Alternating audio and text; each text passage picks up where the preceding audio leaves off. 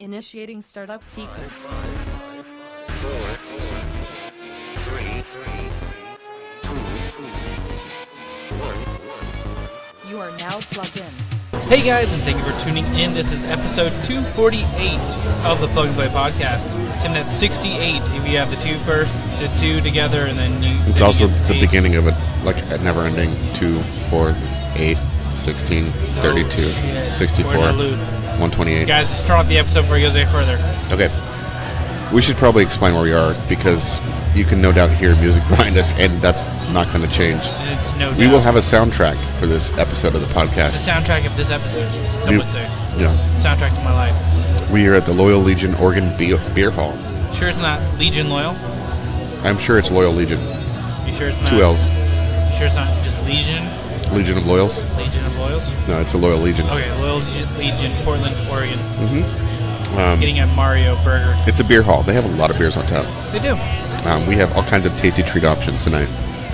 By the way, welcome, minions. Oh yeah, I am Zach. This is Tim. Hey. Hey. So what are you drinking, Zach? What is your tasty treat? Drinking number 8. Where's number 8 on that list? Number 8 is Block 15 Fresh Flow IPA. You got 6.5 ABV and no IBUs listed, and it's a herb pick. Whatever the fuck that means. I am drinking Coalition Certified Hazy CBD IPA with an ABV of 6%. Whoa! Alright. It's a smaller one. It's a 10 ounce. So Tim, you want to talk about some things you've been up to this week? I did some cool things this week. You want to talk about mine really quick so you can like nail it out of the park with some awesome shit? If you want to go first, go ahead. And then you can go to the news and do all the news. And then You're going to talk about the news. I'm not going to my dominate. phone might be dead. I'll pass you the phone. All right, well, you go first. I thought we just established you. No, I switched it back. Oh my gosh. Okay, so we took the kids and we went to a very interesting show at the Clinton Street Theater on Saturday night. It is Dr. Jack's Old Timey Medicine Show. It's a vaudeville and cabaret. So the whole premise of the show was like this old time snake It's oil. like a cabaret, like what we go to. No. We go to burlesque, I guess. There was some burlesque. We'll get to that. So the setup was, it was like the audience was supposedly in front of like a snake oil salesman. That would be Dr. Jack. And he just was basically a conceit to introduce all the other performers. So there was a juggler. There was a, I don't know what you'd call him. A guy that got out of a straitjacket and also... Like an escapist. yeah, basically. He also was a sword swallower, and he did some freaky stuff with his sword. He had You did some freaky stuff with his sword, too? yes. He You brought your kids to this? He had like a bayonet from World War I that was like, if he held it up next to him, and like from his mouth, the hilt of the sword would go basically below his sternum. Holy shit. And then he, of course, swallowed that. He had another one almost as long as a wakizashi, or I'm probably pronouncing that right, the shorter version of a katana. Okay. And he had an audience member pull that out of his throat once he'd swallowed it. Did you get to do it? No. Were they like... The woman that was doing that was so freaked out. She's like, I don't know if I can do this. That's funny. Yeah. And there was a couple burlesque. There was Lady Lovelace, and she was good. She got lots of cheers, but honestly, I liked the other one better, which is weird for me to admit to. I think its name is David Daniels. You like looking at his sword? Is that what you're trying to tell me? No, he was funny. He was around the show the whole time. He was like doing a push broom thing. He was dressed up like a hobo clown, Oh, okay. and he would like Randomly just like push it to you? Well, he'd go down the aisle and like ask you to raise your feet up and just kind of be mildly annoying. And then he was like up on stage, like behind the Jack guy, and he drank the. So first of all, the snake oil was called piss and vinegar. Piss on vinegar. So he was behind him, like while Jack was talking about something else, like just totally drinking it, like getting wasted. Nice. And then he does his little strip routine, and it was hilarious because he's like pulling off his socks seductively, and they're like all full of holes. And then when he got down to like his no shirt, took his pants off, and he had like this kind of jockstrap thing, but he had happy faces painted on his ass. So it was just really funny. And how'd your daughter feel during this? I should have looked at her expression more, but honestly, I had way more fun during his set than the lady was great. It was just... It's boobs. Well, I mean, there's like... She was wearing an open corset with like a giant pasty. Yeah. So it was honestly not much more than you'd see on any beach. Probably less, honestly. Yeah. But yeah, people were hooting and hollering, having a good time. That's cool. The sword swallower was great. The juggler was cool. Oh, I almost forgot one of the good ones. Lady Cocaine. Lady Cocaine? Cocaine. I know you're supposed to think that. She's a strong woman. Oh, okay. She broke a watermelon with her thighs. That's incredible. Yeah, it was both awesome and terrifying.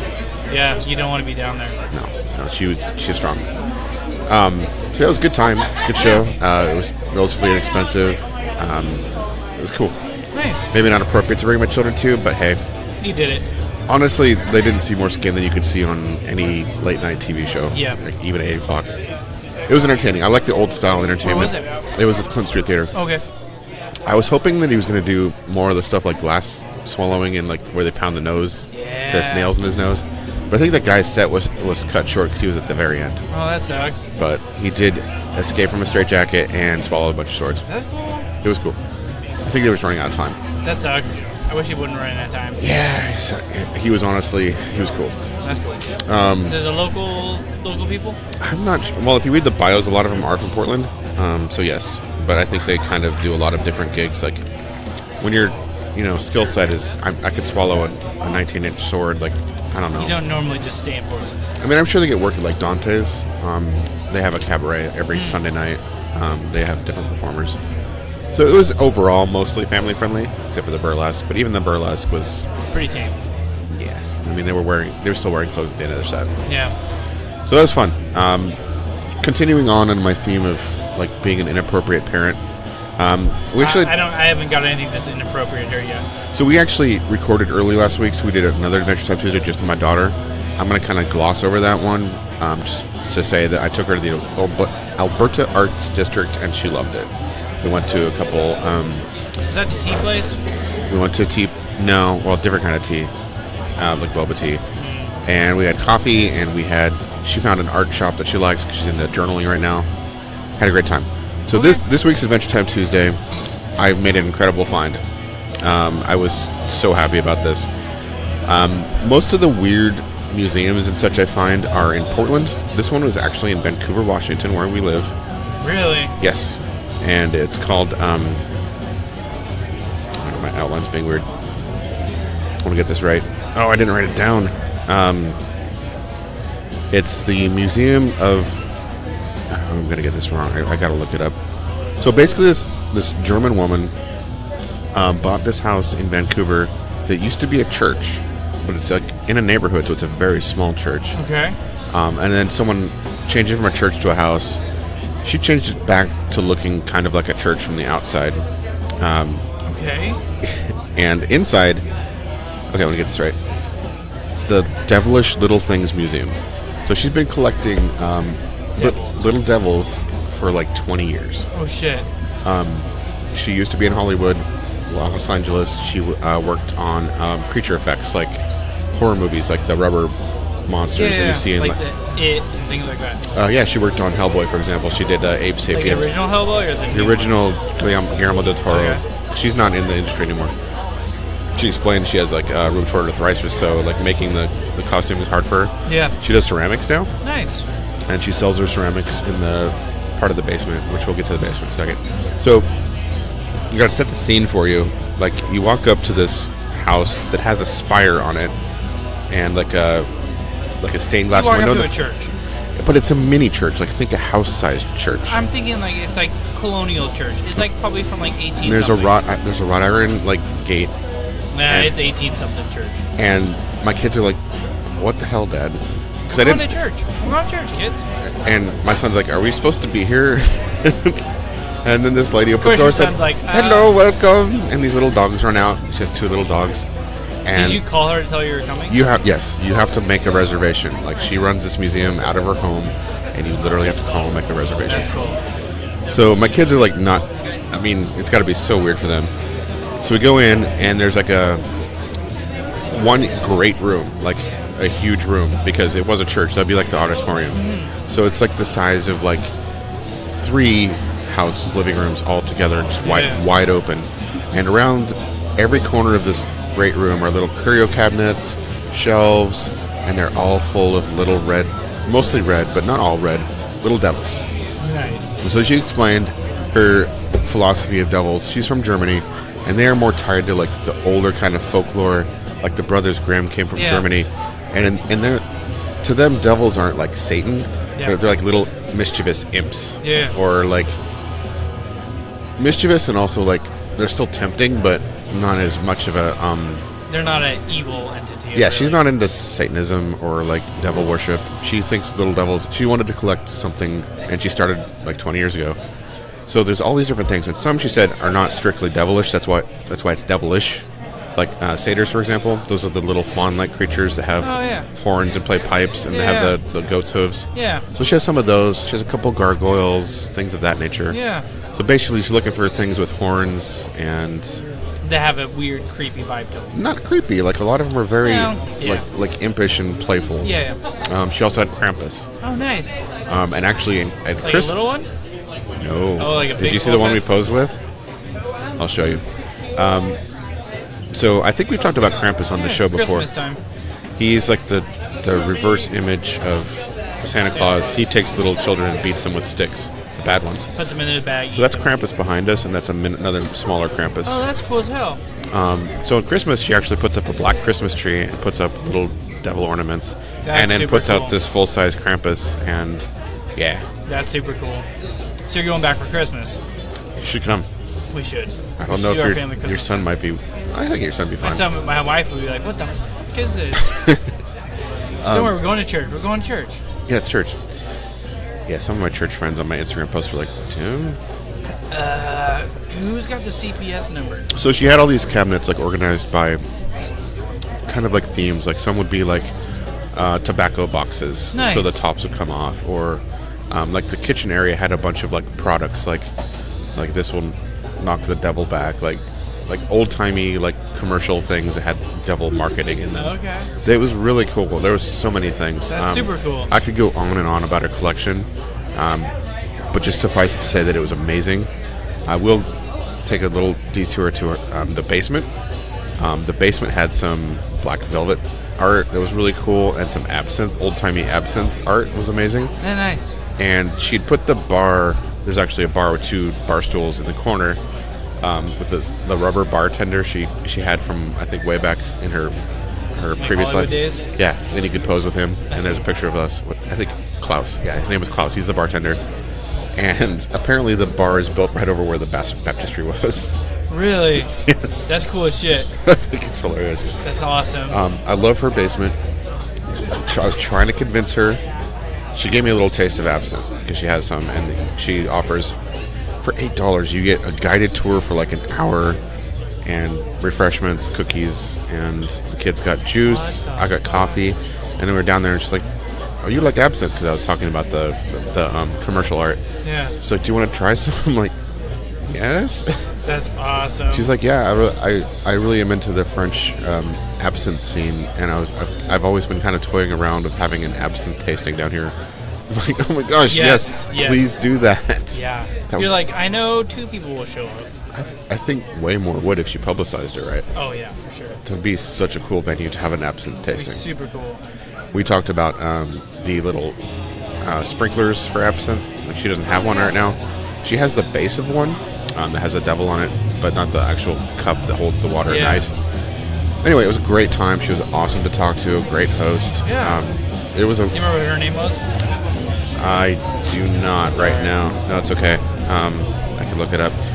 So actually, Chris Martin, I could actually find it for you really quick because Oh, cool. Chris Martin, who just interviewed you on, you should talk about this. Oh, I should talk about that. Yeah. Chris Martin's one of his students made a documentary about this woman.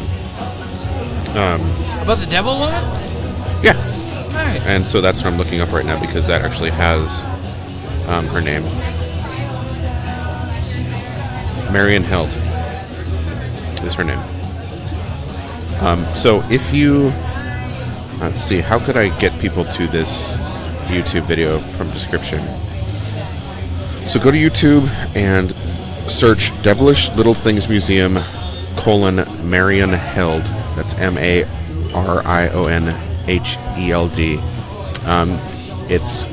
The video is by Jesse Lanier. I hope I'm pronouncing his last name right. And it's a really good documentary. It'll show you an idea of a collection, and there's a lot of her talking about her collection. Okay. Can we post it in our show notes? The link? Yes. Yeah, it will show up on some. Anyway, look for the video on YouTube, Devilish Little Things Museum, Marion Held. It's a great explanation. I'm sorry I'm going on and on about this, but I was so thrilled to find this place. It was amazing.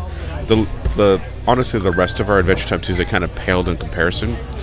We drove to Portland, and we enjoyed a $5 burger. It's $5 burger week in Portland, 5th to the 10th. I think 20. Did we just spend $5 on those burgers, we say? Well, yes. Wow. That's good for $5. It was.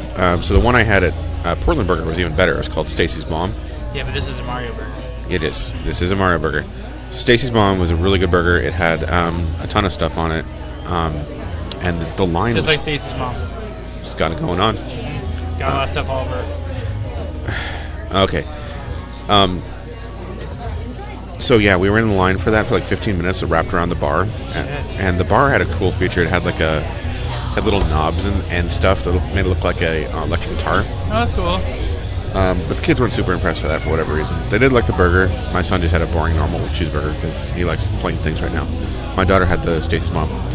The next thing we did was the Portland Underground tour. Oh, nice.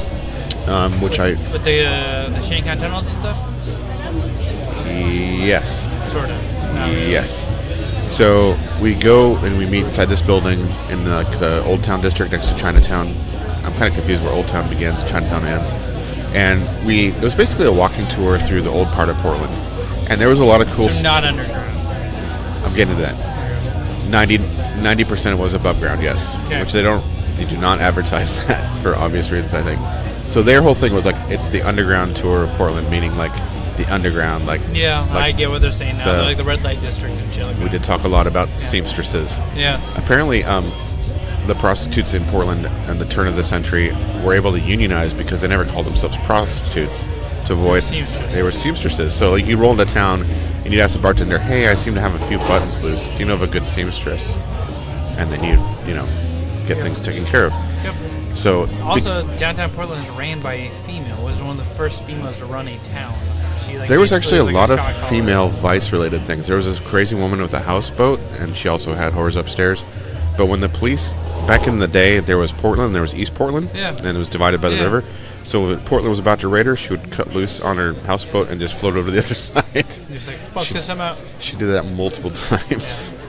And she'd get tipped off because a lot of her clients were police. Yeah. Police were way corrupt back then. Way corrupt. Yes. There was also a cool story about this guy who had 7 bars in this giant building. Oh, that's cool as hell. And he had constructed a giant urinal around the whole building, so you'd basically get up from your stool, go pee, and just go right back. No way. And stuff like that worked because back in the day, there was 16 men to 1 woman, so like disgusting behavior like that was sort of tolerated. There's also a cool story about the Skidmore Fountain. Have you seen that one at the Saturday Market? It's like one of the first public art monuments to ever be erected. Is it the one that shoots up out of the ground? No, it's like an old school like Art Deco fountain, like you'd see in like in Italy or whatever, with like the statues and stuff. Weird. No. Anyway, because it was the first public thing, like it was kind of a big deal, and it was right next to Henry Weinhardt's. And Henry Weinhardt's had a fire hose out and everything. They were going to fill it with beer. That's cool as fuck. Then the last minute, the city was like, no. So it could have been a cool story. It was almost a cool story. Really cool. There was lots of prohibition stories, and which kind of came back to why they had tunnels. Yeah. Also, they were used for opium dens. They were not used for Shanghai that much. Yeah. Portland had kind of a different Shanghai scene than what I was led to believe. Basically, it was just like tricking people into it. Like you would roll into town with no money. Like, hey, here's work for us. No, it was like here's a couple bucks, and you could stay at my boarding lodge, no problem. Just sign here. Like, low key, and then they didn't read what they signed, of course, and yeah. Bye-bye. Well, they'd wait a week till they racked up some charges at the boarding house, and they'd be like, well, you got to pay this back. Yeah. You don't want to involve the police. Of course, the police are in on this whole racket. Yeah. So you go off on a boat for like 4 months, 5 months, not too bad, and you'd have to work off your debt. Damn. Yeah. So, but it wasn't like you hear the stories where like the bartender, well, the bartender drugs you and then pulls a switch and like the floor opens below you. Like it wasn't like that. Too bad. Yeah. That'd been kind of cool. So anyway, back in the 60s, all of the Shanghai tunnels were destroyed by the police. I think it was 60s. I can't remember what decade. But yeah, because So like the ones that are open now are just like been fixed back that's up. what they were saying. Is that there weren't any. We went into a basement. We saw the rubble of a Shanghai tunnel. Huh. That's all we saw. So that part was disappointing. Yeah. I got to see way more actual tunnels in Seattle. So I was Yeah. like, boo. It's weird. I've always heard that Portland has tunnels. It did. But what I mean is, like, I've always heard people still do, like, tunnel tours here. It's No. just weird. Not. Read the You fine didn't print. go to, like, really shitty, like, underground tour, Tim? I looked. I don't think there's another one. And they're saying that all of the tunnels are destroyed. They know of. So I'll be willing to bet all the tunnels weren't destroyed. But if they're still open at this point, you probably don't want to go on those tours. I do. As a tourist? I do. Well, you're an idiot. You also think you can be a Yakuza. We're going, Tim. No. We're doing this. It's a terrible, tonight. terrible Cheers. idea. All right. Still a terrible idea. No. Anyway, that's Adventure Time Tuesday. Delinquent Parent Edition. I took my kids to see, like, prostitutes and devils. And, yeah. I don't know what I'm doing with my life right now. Doing the good stuff, man. My kids loved it. Yeah.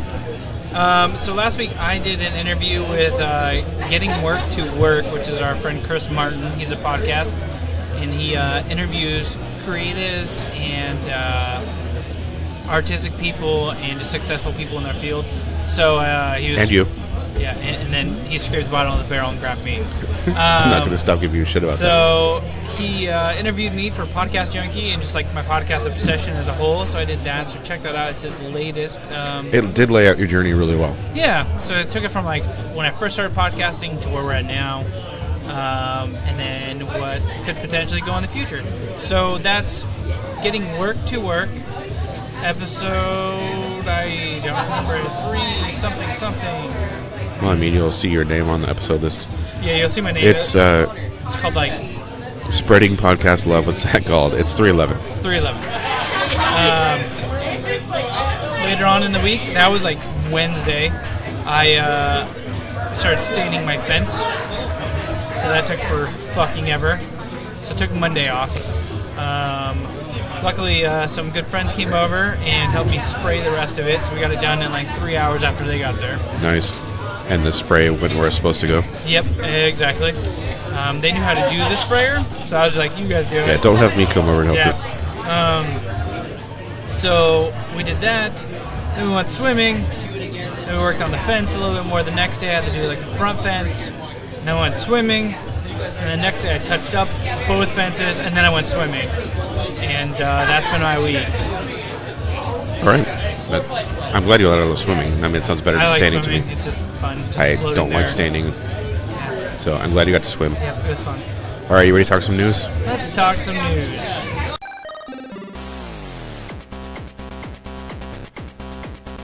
What am I doing here? This is all different colors. There's pink, and there's peach, and there's yellow, and there's blue, and there's black. And we're thinking Kind of like Stacy's mom. I got a lot going on here.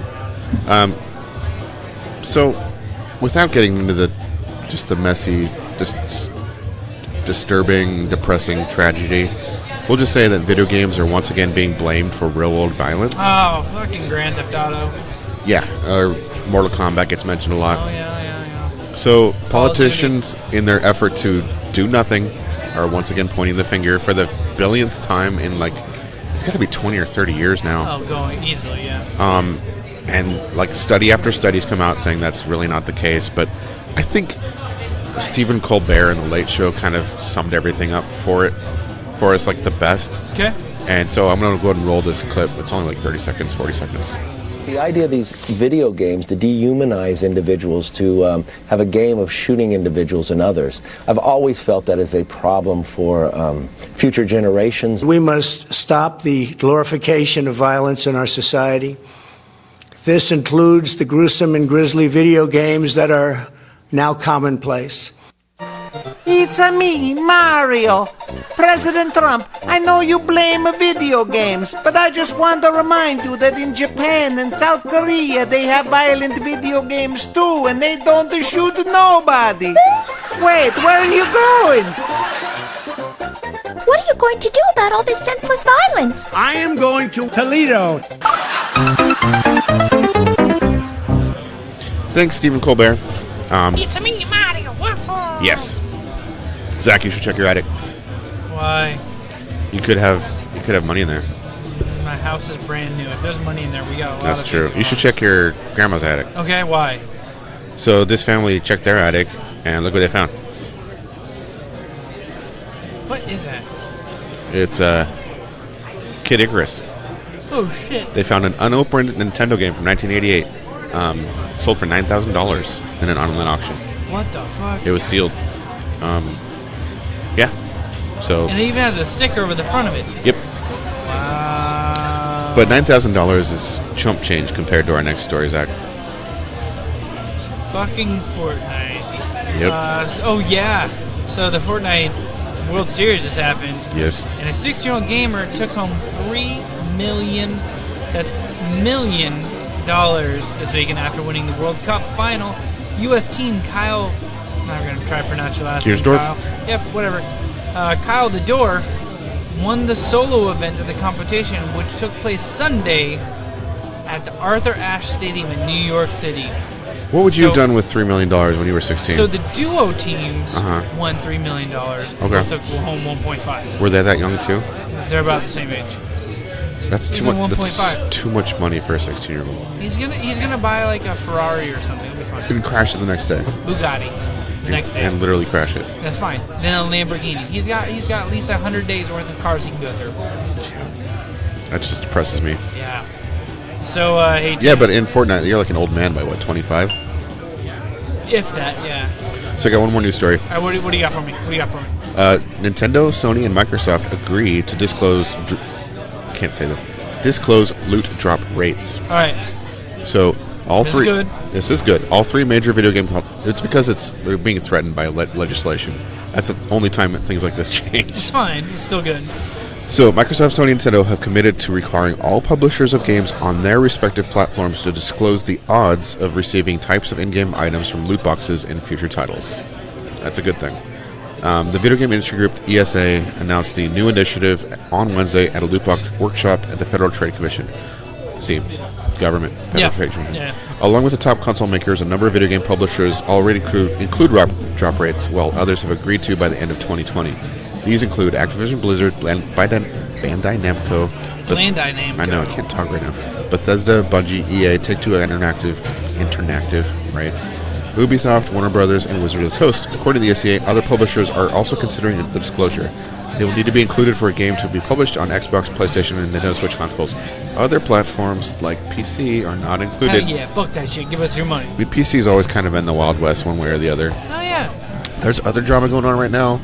Like there's an indie developer getting death threats because they're publishing on Epic Store instead of Steam. You also forgot about the I didn't E3 forget. journalism. I didn't forget. It's just like I had to limit. I don't know at some point. I mean, we know somebody who's getting like threats and like phone calls and So, like, like, stalking letters now. Remember so. Gamergate? Like Yeah. they were looking up this information. They wanted to dox games journalists, like show up at their house with a giant penis costume or kill them.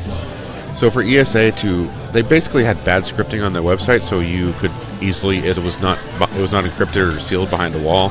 If you knew where to look, type the right search thing in open internet, you could find the names, addresses, phone numbers of games journalists on their site until just a little while ago. A whistleblower came forward and said, hey, well, first of all, he emailed them and said, if you don't do something about this, I'm going to go public. Yeah. They didn't even respond to him.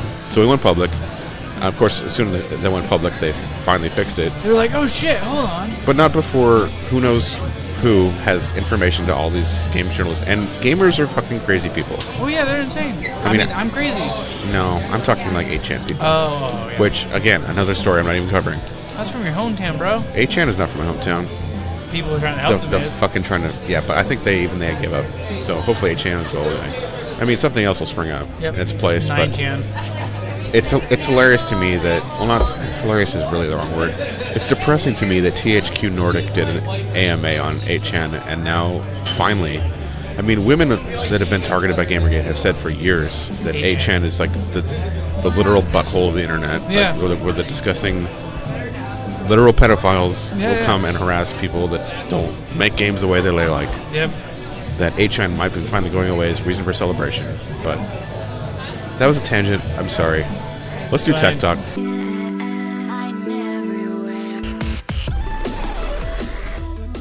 Alright, let's talk some tech. What do you got, Tim? Fuck. We have to reorganize the show because I'm talking too much. Dude, sometimes I have a lot of shit in the first half. Okay, fair. You're talking about yeast? I'm going to talk about yeast. Yeasty. Ancient yeast. So ancient hooker yeast. So, used in beer. okay, first of all, I feel like I have to explain why yeast is a tech. So we have harnessed organisms to do things for us. We use... Is your car driving on yeast? No, but we make vaccines from yeast. We have them grow the antigens for us. Yeast also makes bread and beer that we're drinking right now. Yes. It is a technology. It's a biological agent, but it is a technology. Yeah, it's biological technology. Absolutely. So this guy, Samus Blackley, is the guy that suggested to Bill Gates to build the Xbox. Okay, first of all. He's now a physicist, and he does all sorts of insane projects. I'm going to kind of go through his tweet stream to talk about this story. So he went to Harvard at Peabody Museum. He attempted to collect 4,500-year-old yeast from ancient Egyptian pottery. He used a non-destructive process and careful sterile technique, captured dormant yeast and bacteria from inside the ceramic cores of ancient pots. And then he sampled beer and bread making objects. He took all these samples, and they're going to try to build a sample library. But then he took one of those samples, and he baked some bread with it. He used ingredients that he hoped... I have to backtrack a little bit. We have genetically engineered wheat to beyond what wheat looked like in Egyptian times. Yeah. We've made the gluten, the protein part, huge, and the other part smaller. Yeah. So... Yeast modified yeast is a symbiotic organism. It adapts to what it has to eat because it likes to convert sugars into alcohol, basically. So if we put an ancient yeast in modern grain, it's possible it couldn't even digest it. So he used ancient grains and freshly milled barley and einkorn flour, and he used virgin olive oil, and he milled it really careful, and he made a starter, and the starter bubbled up and worked. There's pictures of it bubbling up, and it looks cool. And here's the result, he says. The scoring, okay, put like a hieroglyph on the bread to make it look cool. The crumb is light and airy, especially for 100% ancient grain loaf. The aroma and flavor are incredible and emotional. It's really different. You can easily tell, even if you're not a bread nerd. It's incredibly exciting. I'm amazed that it's worked. And his wife ate all the bread. It was apparently delicious. And she also put shit on it. Well, she put some jam on it, yes. Which ruins it. Whatever. But she's a fucking heathen. Egyptian heathen. I think it's cool that we could resurrect like ancient, like something that's been dormant on a piece of pottery from 4,000, 5,000 years ago. Yeah. And fucking make bread today from it. That's really cool. Now the thing is, can we We could make beer too. Ooh. Yeah. Oh, we can make beer. Like this was just like one sample out of like 10. Like they're cataloging it and doing other scientific things to it. There could at some point be like an ancient beer that we could enjoy. It could be this tech talk could turn into a tasty treat. Is what I'm saying. Dude, and it could be like let's go to OMSI right now. They it have could a lot literally of old be pottery. like nothing. Let's steal the old pottery from OMSI. We don't know what we're doing. I don't care. I'll scrape that shit. Okay, but if you introduce even like a tiny bit of contamination, it ruins the whole thing. You get modern yeast is on everything, on our fingertips, on your beard, on the rim of this glass. You want to make a beard yeast beer? No, you want the no. Well, I mean, people have done that. I know. I think that the hooker. The vagina beer. No, this is beer. way cooler than the vagina beer. This is like, you don't know where the yeast came from? Yeah, we do actually. It came from Egyptian pottery that's like 5,000 years old. Exactly, but what was that pottery 5,000 years ago? Some guy like that's like me was No. in 5,000 years from now, No, that's not true actually, because they would bury pharaohs with like a bit of bread and some beer. Somebody's like, screw that, I'm gonna dip my butt on it. Why do you have to ruin everything, Zach? Why do you have to make everything that's awesome about butts and other disgustingness?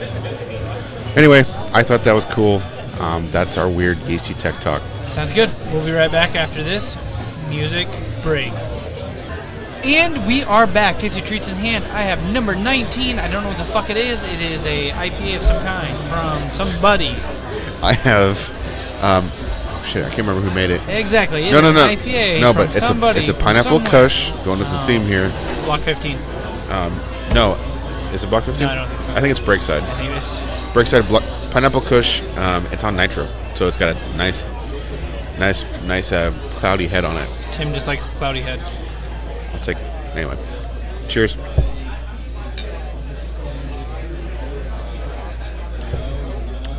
Mine's not bad.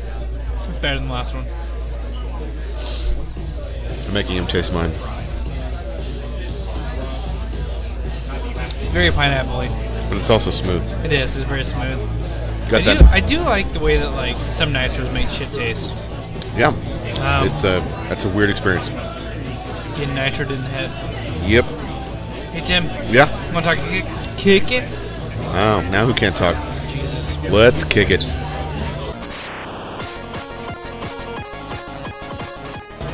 Hey Tim, I got the air sniffler. The what? Don't worry about it. All right. Let's let this very. This guy's got 7 days to go, so you literally have a little bit of time to go back this. Okay. He's looking for $47,000, $47,909. Currently at $10,912, 208 backers, and this guy takes sniffling very serious. So that's all I'm gonna say. Okay. How often do you think about the quality of the air you, your loved ones, or kids breathe? Earth's air quality is shockingly poor. Air pollution is the 4th largest killer of people worldwide, causing cancer, strokes, heart and lung disease, not to mention chronic allergies. Many of the most dangerous air pollutants, indoors or outdoors, cannot even be seen or smelled. An astounding 91% of the world's population lives where air pollution exceeds safe limits, according to the World Health Organization. Your closest air quality station might tell you everything is fine, but the actual air around you could be polluted. And each year, it gets worse. This is your chance to make a difference. Introducing Air Sniffler, the world's first and only personal air quality monitor and alert device.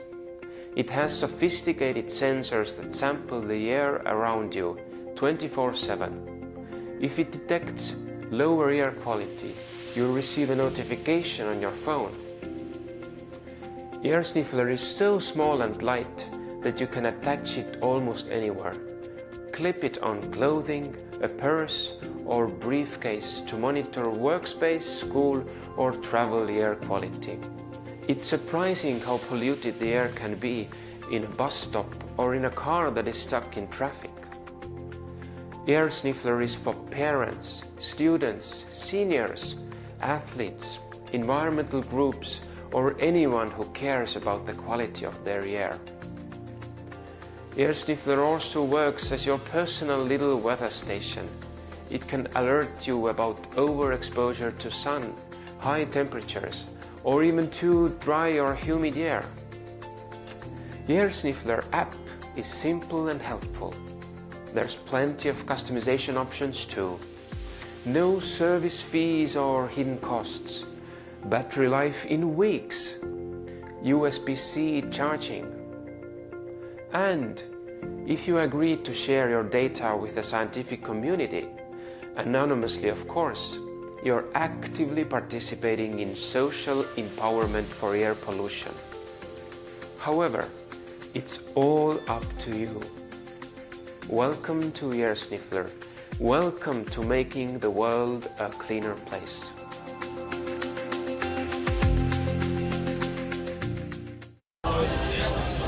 So as you just heard, Zach, I have questions. no, I'm No. not. I'm not allowing questions here. No, I have questions. Okay, what's your question? Let's say I've backed this. Yes. I've waited. I've gotten my sniffler. Yes. I'm wearing my sniffler right now. Yes. My sniffler beeps or alerts my app, whatever it is. I'm a little confused about that Yeah, part. And it says, "Tim, the air you're smelling is from a butthole. You're gonna die." What good does that do me? What do I do right now? Stop breathing and run. To where? Air is, Somewhere where butthole set is not allowed. but air Your is app will tell you when to breathe again. air is everywhere, Zach. Nope. Your app will be like, okay, this air is good air. Unless I can fly like 100 miles an hour, I'm stuck with the air I'm stuck with. What if the air in my home is bad? Am I supposed to not live there anymore? Yeah, fucking burn that shit. How does this help me? It just tells you He how just said that 91% of people live die from breathing. and live in places with bad air quality. So that it's going to tell me how fucked I am? Yeah. Okay. He's literally just slapping you in the face with it. He literally looks like the most serious, like, mortician ever. Yeah? Yeah. I can see that. Yeah. Well, that's the air sniffler. Air sniffler. I mean, unless you want to know how fucked you are. I guess that's true. If you're now, see, like your son would love this. He'd be like, Dad, we need to move. This house is fucked. We're at 44 parts per million, Dad. It's 1% overdue. Oh my God. No, I'm not. For your son No, I will hunt you down. Oh, I should get this for yourself for Christmas. No, it's such a bad idea. Bad idea. Great idea. Bad idea. Great. Do you want to talk about the backing levels at all, or are you done with the sniffler? My phone's dead, so we're good. Yes. We don't have to talk about the sniffler. Pretty sure my phone's dead. Oh, wait.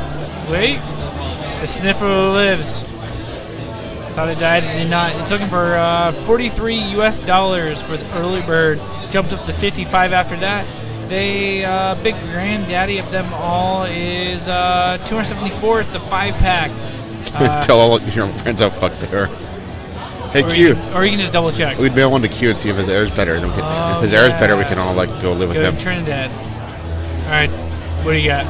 Okay, so I was listening to this podcast that featured my podcast partner, and he was telling everyone that we feature local Kickstarters. Yes. So I was like, well, shit. Hashtag support indie. So I guess I gotta support local. So I went looking for local Kickstarters. Oh shit! I went down I went down a wormhole and I found like a picture book of like naked ladies in the From local? Yeah, it was in Portland, Oregon. Like weird. All right. I'm not going to talk about that one. Oh. I did spend maybe too much time investigating that one to make sure it was appropriate for our podcast, and determined it ultimately was not. I'm going to go with something I could actually use. Okay. It was based out of Vancouver, Washington. Okay, that's local. I'm going to go ahead and let the guy talk about... Well, there's actually two people. I'll let them talk about it real quick, and then come back and we'll talk to you more. Still disappointing, no boobs. I mean, you could sort of use this to help your boobs if you have... Never mind. Hey guys, I'm Taylor Pache, and I'm the co-founder of the Sciatic Stretcher. This product was created with everybody in mind. Several years in the personal training field, I noticed a common theme with my clients. Most of them had tight hamstring muscles, tight back muscles, and tight piriformis muscle. This product targets all of those areas, and it helps them tremendously. Many people deal with sciatic pain on a day-to-day basis, and they don't think that there's a solution. A lot of people take pills, and a lot of times it can get solved with just simple stretching. My name's Steve McDonald. I'm co-founder of Sciatic Stretcher. I did 5 years in the United States Army, 2 combat deployments to Afghanistan, and throughout my service and career in the military, I've seen a lot of back problems. It has become an epidemic in this country, and that is why we want to reach out to everybody and show our product we created, help people out to prevent actual permanent damage. With only 4 critical stretches and how portable this device is, it honestly makes it really easy to relieve your sciatic pain anywhere. After using the Sciatic Stretcher, not only is your back going to feel better, you're going to feel more confident, you're going to feel more flexible, and you're going to notice improvement in your overall health. Combining the band with the ball allows you to stabilize the positioning of the ball, as opposed to using a tennis ball where it might fall off or you might not be able to get in the right position. Stabilizing the ball and applying the appropriate amount of pressure and relaxing the piriformis muscle located underneath the buttocks allows you to alleviate that sciatic pain if that piriformis muscle is tight. The Sciatic Stretcher was created for the typical American working person with a labor-intensive job, using bad form and having a really tight back. This product can be great. You know, whether you work at a desk all day and you're sitting, causing your back and your hamstrings to be tight and sitting with bad posture, or have a very active lifestyle, can have tight back muscles, tight hamstring muscles, a tight piriformis muscle, and this can help alleviate that pain by simple stretching techniques. If you or someone you know who has sciatic issues or is struggling with back problems, our product with designated stretches is for you. Honestly, we're very excited about this product, and we hope you are too. If you can, like it, share it, invest in it. We're very appreciative of everything you're doing. If you can, click the button below and help us support a stronger body tomorrow. Tim, what are we looking at here? Okay, so the Sciatic Stretcher is a combination of 2 things that physical therapists use to people with sciatic pain, which I often get from CrossFit and standing on hard concrete floors. It's a band with a hard ball in the middle. So I use a hard ball to kind of roll out my muscles, and you can also do a lot of stretches with a band that you can't do by yourself. You can bend your leg over your body, that kind of thing. This has both together, so the band goes through the ball, Okay. What's cool about that is if you have a band, you can actually position the ball better. So let's say the ball is behind your back, like how are you going to move it around? Well, if you're grabbing both ends of the band, you can kind of... Oh, adjust where it goes. Yeah, so it's kind of a cool idea, and you can... I don't know, it's not a bad idea. It's based out of Vancouver, Washington. Sweet. Local. They have 23 days to go, and they are looking for $12,500. They're currently at $5,465. Damn. Almost halfway there. For $1, you get a Sciatica information ebook. So that's a little better than just a thank you. You get like an ebook that maybe gives you some tips. The early bird special is gone. That was $34. $39 gets you the Sciatic stretcher, a bag, and an ebook if you're interested in this. Okay. So I think it's pretty cool. The top level is $999 or more, which is a meet and greet, 6 Sciatic stretchers and carrier cases, and 6 ice heat gel packs for even more relief. So basically, if you want to meet the guys that made this, you can do. I think it should be cheaper for us since we won't have to travel. Yeah, that's a bunch of bullshit. Anyway, I thought it was relatively cool local product. I want them to fly me to just fly you somewhere else. and then fly me back. That'd be fun. That's the Sciatic stretcher, way better than the air sniffler. Just saying. Yep. So that's our kick. Zach, have you been playing any video games? I installed the video game. That's on your way to playing a video game. Installed a Ouija board game. I can't remember the name of it. Your computer is now going to hell. No, it's my phone. Okay. I asked for the Android version. Okay. So you don't remember the name of it? So whatever the hell you sent me. Oh, that looks cool. Yeah. Yeah, you get to... You sent me a Steam code and the unreleased APX for my Android phone. So which one did you install? I don't have the Steam one installed yet, but I do have the phone one. You should give me the Steam one. Maybe. Okay, so I know a little bit about this. Okay, cool. Talk about it. I know nothing. I think it's like the last... All you did was email say, I think that my colleague would like this. So I was like, I want a key to this. You love serial killers. Yes. You love true crime. Oh, yeah, you're talking to a dead serial killer. Yes. Yes. Well, accused. Sort of. Accused serial killer. Yeah, very key word here. I think that's important. So I can actually look up, since I set you up with this in my email, if you give me a second. But yeah, it's the thing of the game is you're talking to her. She's already dead. She's been executed, and you're talking to her through a Ouija board. A Ouija board. It's called the Black Widow. Yeah. And they don't call it a Ouija board, probably for copyright issues. They call it a spirit board. Yeah. So you get to interview the infamous 19th century Australian killer Louisa Collins through a spirit board, and the game is called the Black Widow. Cool. I'm excited. You should actually play. I am. That's like. It's totally my game. It checks. It's so many check marks for you. Yeah. So yeah, I hope you play it. I want to hear about it next week, Zach. Okay, sounds good. We're gonna do that. Okay. All right. What do you play? Okay.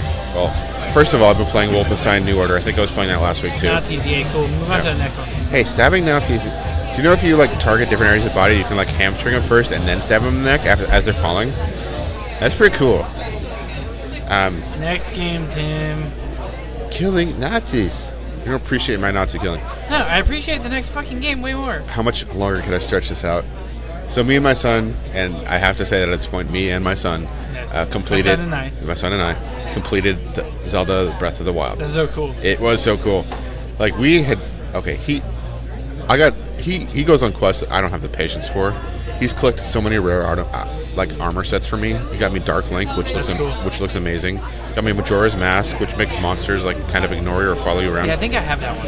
It's cool. You got me a what's the Kiku guy? What is the little nut people that?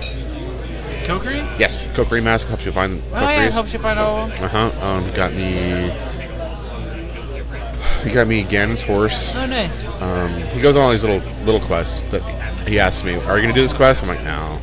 He's like, "Okay, cool." So I do all the main stuff. I beat all the Guardian Beasts for the second time, so my powers regenerate way faster. And we just got to the point where yeah, there's a couple more things we could do.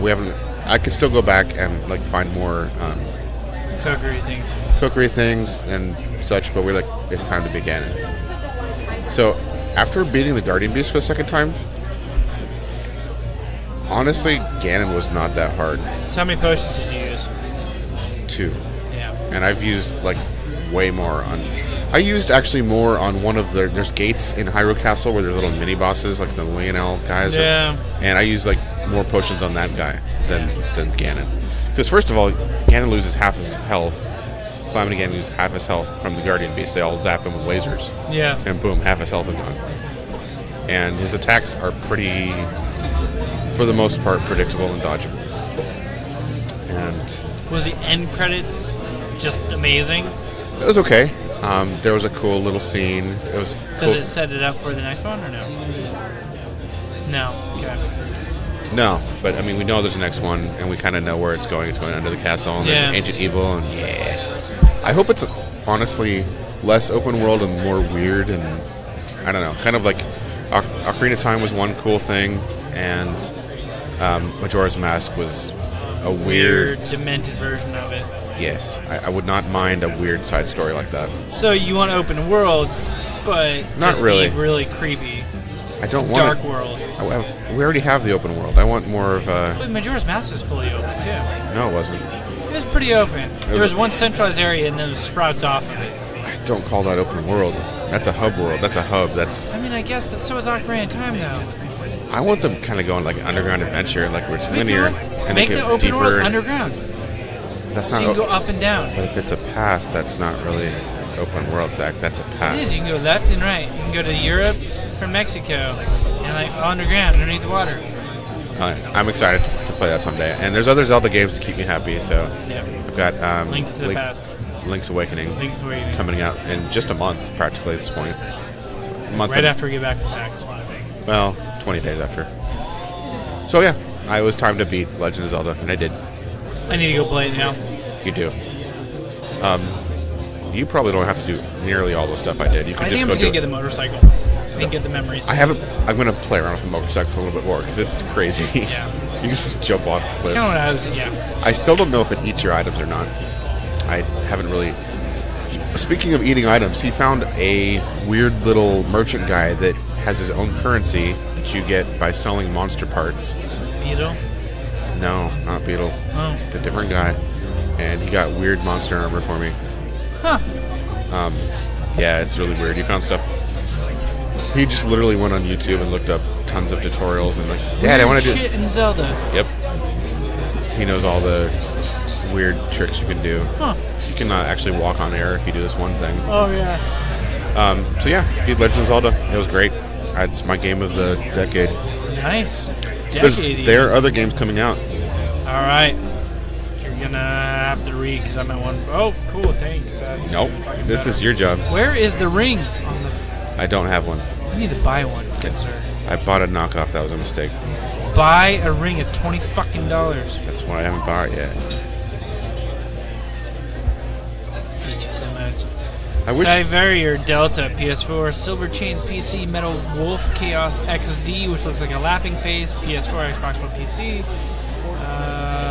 Age of Wonders Planetfall PS4 Xbox One.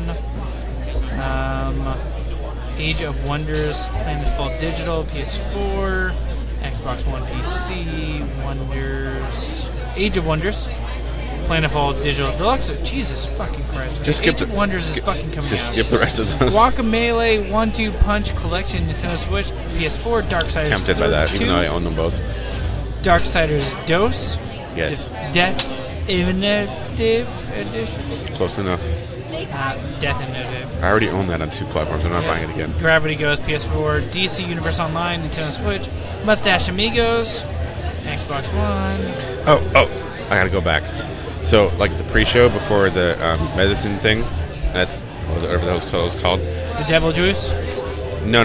The medicine. Oh, yeah, okay. Dr. Jack's old timey medicine show, but we got there early, and the guy was pushing the broom. But there was another mime going around, and she went to my daughter with was holding a paper sack. She says, "Do you want a mustache ride?" Daughter just looks at me, and she goes, "Sure." And she pulls out from her little paper bag like a Hot Wheels car with a felt mustache glued on the top of it. Here's your mustache ride. Okay, continue. What other games are coming out? Glad your daughter got a mustache right. You take that back, sir. Yeah. Subdivision Xfinity DX, Xbox One, Nintendo Switch, PS4, PC, Nintendo DS, the Nintendo 64, GameCube, and PS2. Pillars of Eternity. Pillows? Pillows of Eternity. That's a Cube-based game. I think it's Pillars. No, but it's Pillows. Is it really? No, it's Pillars. Okay. That would be kind of funny if there was a knockoff game called Pillows of Eternity. That would have been funny. Fatal 12, PS4, Pix the Cat, Nintendo Switch, Sword Art Online, Fatal Bullet Complete Edition, Nintendo Switch, Turok 2, Seed of Evil Digital Edition, Nintendo Switch. I want that. You can get it. I loved Turok. It's going to disappoint you at this point, I guarantee it. I guarantee you it's going to disappoint me. And Run Bunny. Run Bunny. Yep, Run Bunny. All right. PC. It's coming out. Yep. You can play all those games this week. Yep, and you can also check us over at thebuttonsmashers.com. Until next week, don't forget to prime and shine. And multiple stab zombies. Not zombies. Nazis. Holy shit. Nazis once in the neck, and then just stab them. Everywhere. Stab zombies in the neck once? No. Stab zombies in the head. Stab Nazis in the neck.